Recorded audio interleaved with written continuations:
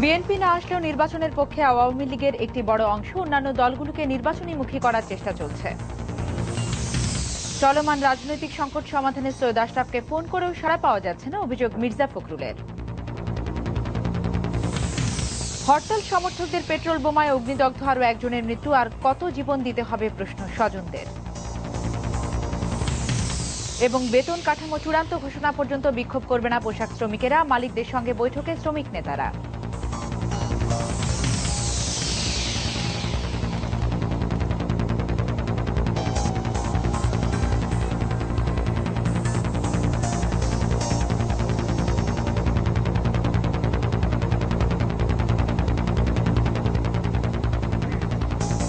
শুভেচ্ছা দর্শক, আমন্ত্রণ জানাচ্ছি ৯টার সংবাদে। আমি ইশরাত ফেরদৌস বলছিলাম। একেএসটিএম সংবাদ শিরোনাম, এবারে পুরো সংবাদ।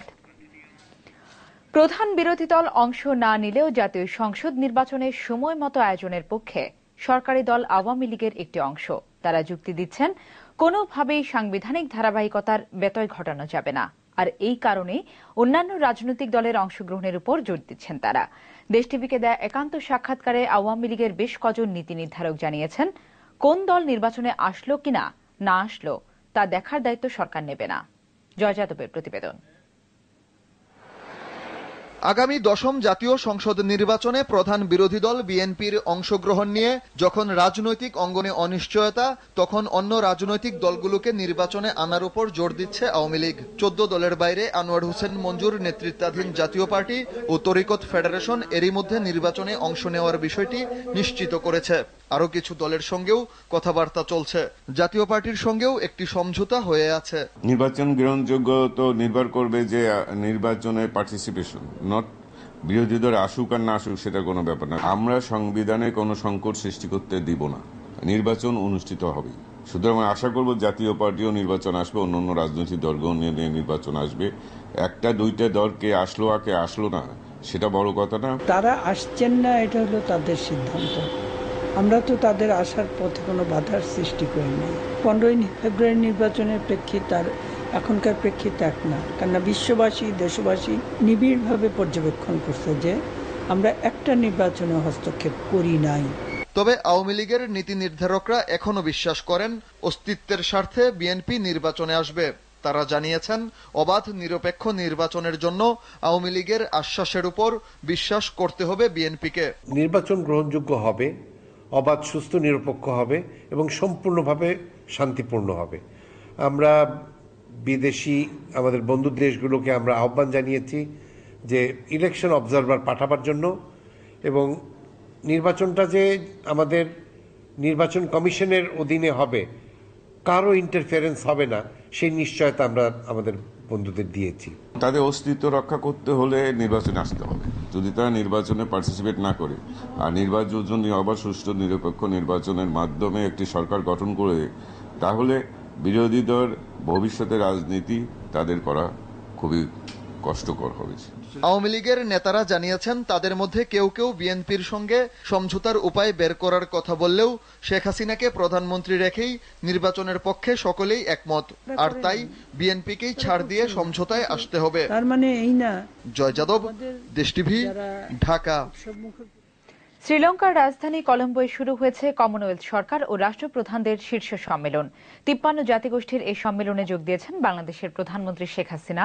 সম্মেলনে যোগ দেওয়ার পাশাপাশি শ্রীলঙ্কান প্রেসিডেন্ট মাহিন্দা রাজাপক্ষের সঙ্গে বৈঠক করেছেন প্রধানমন্ত্রী।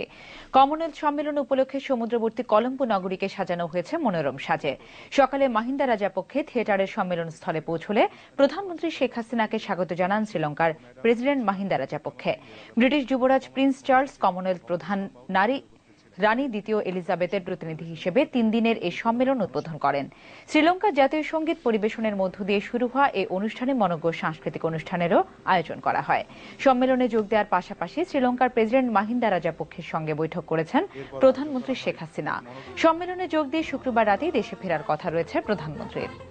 আসিফুর রহমান, বাংলাদেশ টেলিভিশন। বারবার চেষ্টা করেও আওয়ামী লীগের সাধারণ সম্পাদক সৈয়দ আশরাফুল ইসলামের সঙ্গে যোগাযোগ করতে পারছেন না বলে জানিয়েছেন বিএনপির ভারপ্রাপ্ত মহাসচিব মির্জা ফখরুল। চলমান রাজনৈতিক সংকটের শান্তিপূর্ণ সমাধানের জন্য গত বৃহস্পতিবার থেকে মির্জা ফখরুল টেলিফোনে সৈয়দ আশরাফের সঙ্গে যোগাযোগের চেষ্টা করছেন বলে সাংবাদিকদের জানিয়েছেন তিনি। তবে এখন পর্যন্ত আওয়ামী লীগের সাধারণ সম্পাদকের কাছ থেকে কোনো সাড়া পাননি বলে অভিযোগ করেন তিনি। এছাড়া বৃহস্পতিবার রাতে একটি দাওয়াতে দুজনের যাওয়ার কথা থাকলেও সৈয়দ আশরাফ সেখানে যাননি। এর আগে গত মাসের 22 তারিখ এবং সবশেষ 10 নভেম্বর একই বিষয়ে এই দুই নেতার ফোনে কথা হয়। সেদিনই মির্জা ফখরুল সৈয়দ আশরাফকে সংলাপের উদ্যোগ নিতে চিঠি দিয়েছিলেন। রাজনীতিতে নতুন মেরুকরণ হচ্ছে, যা শিগগিরই নির্দলীয় নিরপেক্ষ তত্ত্বাবধায়ক সরকারের আন্দোলনের নতুন মাত্রা যোগ করবে বলে জানিয়েছেন বিএনপি নেতারা। সকালে প্রেস ক্লাবে নির্বাচনকালীন সরকার নিয়ে আয়োজিত আলোচনা সভায় তারা বলেন, নির্বাচন কমিশন সরকারের আজ্ঞাবহ হয়ে কাজ করছে। নির্দলীয় সরকারের অধীনে নির্বাচন না হলে সে নির্বাচনে অংশ নেবে না বিএনপি। প্রধানমন্ত্রী বারবার সংবিধান লঙ্ঘন করেছেন অভিযোগ করে তারা বলেন, প্রধানমন্ত্রী ছাড়া মন্ত্রিসভার বাকি সব সদস্য এখন অবৈধ।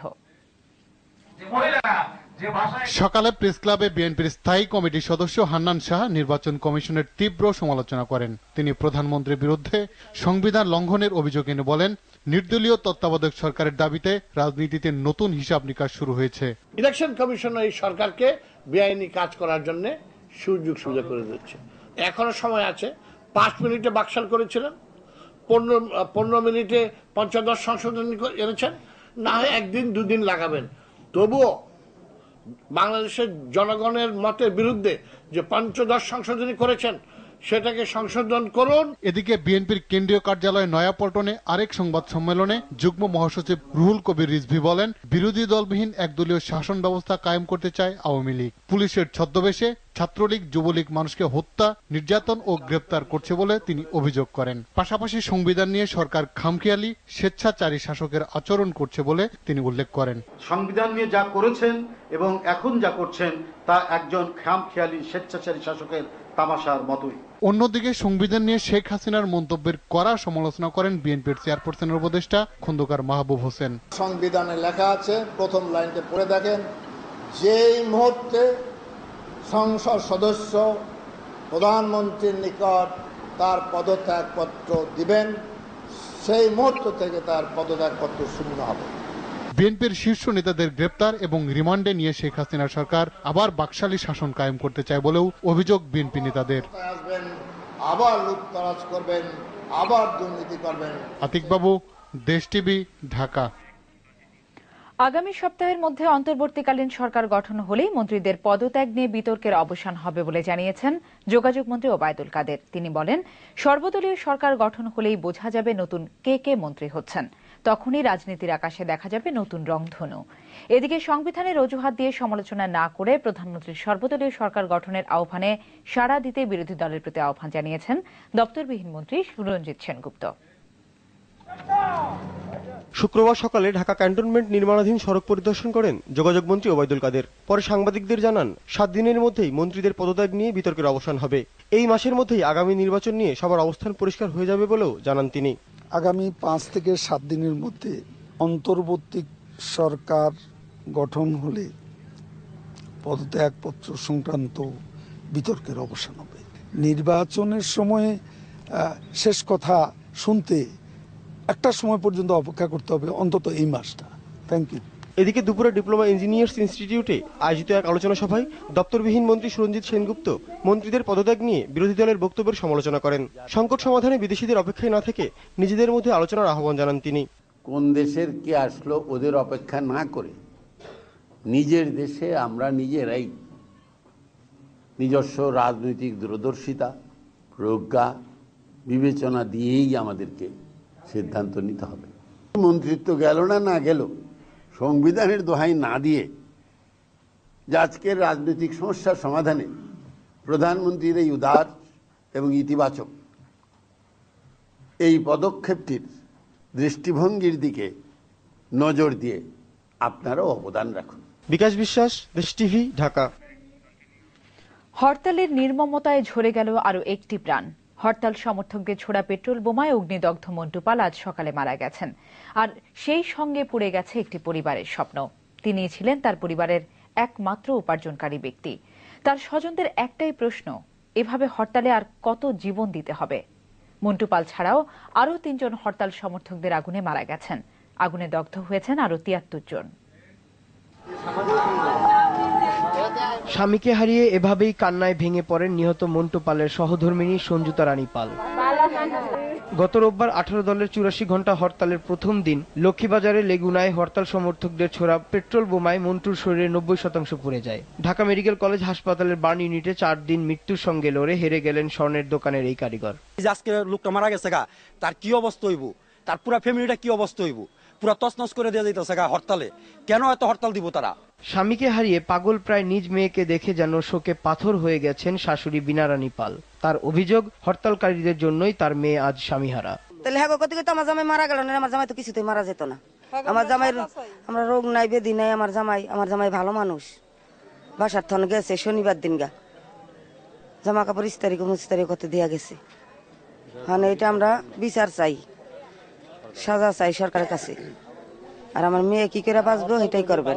আগামী জাতীয় নির্বাচনকে কেন্দ্র করে প্রধান দুই দলের মুখোমুখি অবস্থায় বিরোধী দলের ডাকা একের পর এক হরতালে সহিংসতায় আহত অনেকেই ঢাকা মেডিকেল কলেজ হাসপাতালের শয্যায় অসহনীয় যন্ত্রণায় কাতরাচ্ছেন। হরতাল সমর্থকদের ছোড়া পেট্রোল বোমার আগুনে পুড়ে এ নিয়ে মারা গেল 5 জন। লাইজুল ইসলাম, দেশ টিভি, ঢাকা। আগামী 21 নভেম্বর মজুরি বোর্ডের চূড়ান্ত বেতন কাঠামো ঘোষণা পর্যন্ত সব ধরনের বিক্ষোভ বন্ধ করে কাজে যোগ দিবে পোশাক শ্রমিকেরা। বিকেলে বিজিএমইএ কার্যালয়ে মালিকদের সঙ্গে পোশাক শ্রমিক নেতাদের বৈঠকে এই সিদ্ধান্ত হয়। এ সময় সব ধরনের সংঘাত এড়িয়ে গার্মেন্ট শিল্পকে এগিয়ে নিতে সকলকে সহযোগিতা করার আহ্বান জানানো হয় বৈঠকে। ন্যূনতম মজুরি বাড়ানোর দাবিতে দীর্ঘদিন ধরেই আন্দোলন করছিলেন পোশাক শিল্প শ্রমিকরা। সংকট নিরসনে মজুরি বোর্ড গঠন করে সরকার। দীর্ঘ আলোচনা শেষে 4 নভেম্বর ন্যূনতম মজুরি 5,300 টাকা প্রস্তাব করে মজুরি বোর্ড। তবে এ নিয়ে জোর আপত্তি জানায় মালিক পক্ষ। অন্যদিকে বাড়তে থাকে শ্রমিক অসন্তোষ। এ পরিস্থিতিতে বুধবার রাতে বিজিএমইএ ও বিকেএমইএর নেতৃবৃন্দের সঙ্গে বৈঠক করে মজুরি বোর্ডের প্রস্তাব মেনে নেওয়ার আহ্বান জানান প্রধানমন্ত্রী শেখ হাসিনা। প্রধানমন্ত্রীর আহ্বানে পোশাক শিল্পের মালিকরা মেনে নেন 5,300 টাকার ন্যূনতম মজুরির প্রস্তাব। অনেকেই আমাদেরকে বলছে যে এত টাকা আমরা একসাথে কিভাবে দিব, 78% স্যালারি ইনক্রিজ হয়েছে। তারপরেও আমরা মাননীয় প্রধানমন্ত্রীর আহ্বানে যাব না আমরা এই শিল্পটা যেন শ্রীলঙ্কার মতন অন্য দেশে চলে যায়। এরপরও সহিংসতা চলতে থাকে সাভার, আশুলিয়া সহ প্রধান গার্মেন্টস শিল্প অঞ্চলগুলোতে। সহিংসতা বন্ধে বিকেলে এক মত বিনিময় সভার আয়োজন করে গার্মেন্টস মালিক ও শ্রমিক নেতারা। এটা সক্ষমতা আমাদের নেই।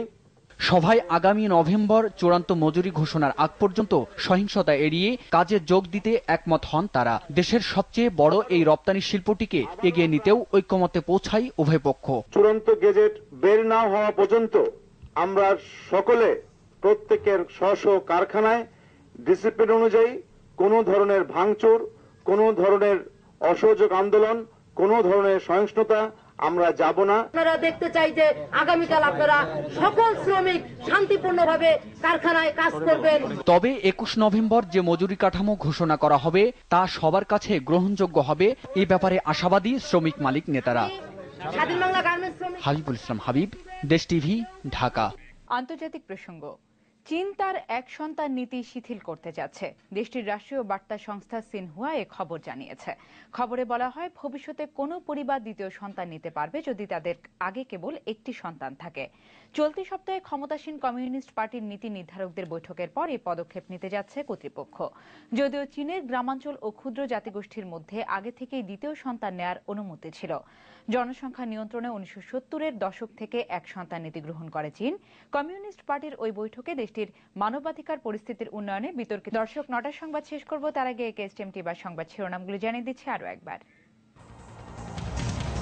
বিএনপি না আসলেও নির্বাচনের পক্ষে আওয়ামী লীগের একটি বড় অংশ অন্যান্য দলগুলোকে নির্বাচনীমুখী করার চেষ্টা চলছে।